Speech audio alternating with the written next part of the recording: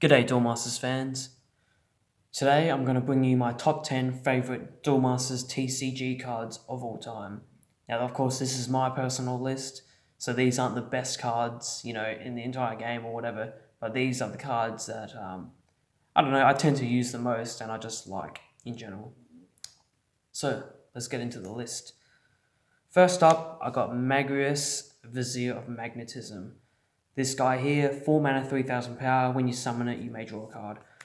This guy is basically a bigger Aquahulkus, and the reason why I think he is so important is because light doesn't have many, draw options.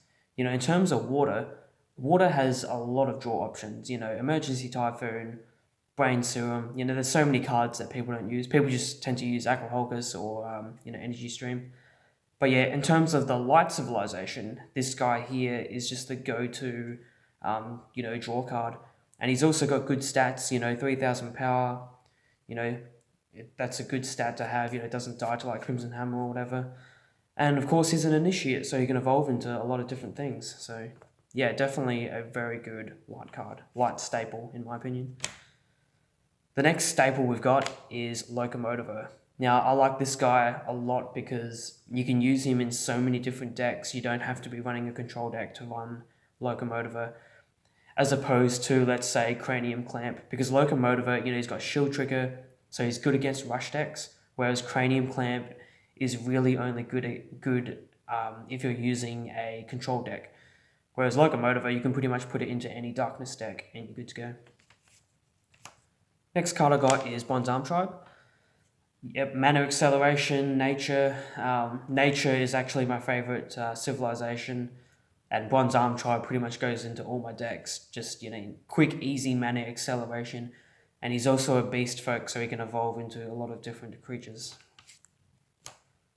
Next card I got is, of course, Terrapit. These big spells that have shield trigger, you can just put them into your deck. You don't need to be running darkness. You can just put 4 Terrapits into any deck and you're good to go. But of course, if you are running darkness, or when I'm building a darkness deck, like 90% of them, boom, place set a Terrapit straight in. Such a good card.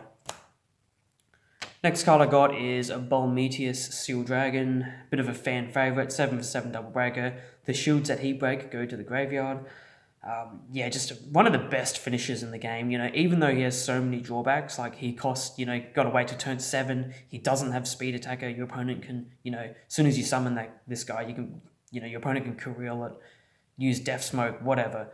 But the trade-off is so good because, again, the shields he breaks go straight to the graveyard. So there's not a whole lot you can do about that except try and block him or, Terrapit, whatever. But yeah, one of the best finishes in the game. Next card I got is one of the best shield triggers in the game, Aqua Surfer. Again, the vast majority of water decks that I build, boom, play set of Aqua Surfer. This guy destroys rush decks. The shield trigger ability is what makes this card so good. This guy coming out of the shield is devastating. And then, of course, when it's your turn, you've got a 2000 power creature that can go ahead and attack a creature or break a shield or do whatever. He's also a liquid people, so he can evolve into many things. The next card is probably the most played card in the Duel Masters TCG, Aquahulkus, 3 mana, 2000 power. When you summon it, you get to draw a card. He's a liquid people, so you can evolve him into all sorts of stuff. And yeah, definitely a water staple. Any water deck I build, place it at Aquahulkus straight in. The next card is probably my favourite finisher in the Duel Masters TCG. We have Craze Valkyrie the Drastic. Yeah, this guy is pretty good, very good defensively or offensively. Evolution onto an initiate. Yep, tap 2 of your opponent's creatures, double breaker, 7,500 power. There's so many good initiate bait, Magrius, Sarius, good to go. You can use him to kill your opponent's creatures, or you can tap down opponent's blockers and go ahead and double break shields. Just a really good evolution creature and a really good finisher. Next card I've got is, of course, my YouTuber name, Quixotic Hero Swan Snout. I think this guy is just fantastic. For a 2-drop creature, this guy can get massive. He has no drawbacks. He's a beast folk, so he can evolve into, all the good stuff. You know, whenever a creature's summoned, he gains 3,000 power to the end of the turn. And of course, in most Duel Masters games, creatures are being summoned every turn. You know, this is a very creature-based card game. So yeah, he's gaining like, you know, he's 4,000 power pretty much every turn. No drawbacks. He's mainly good in rush decks or aggro decks. He wants to really, you know, go in, swing hard.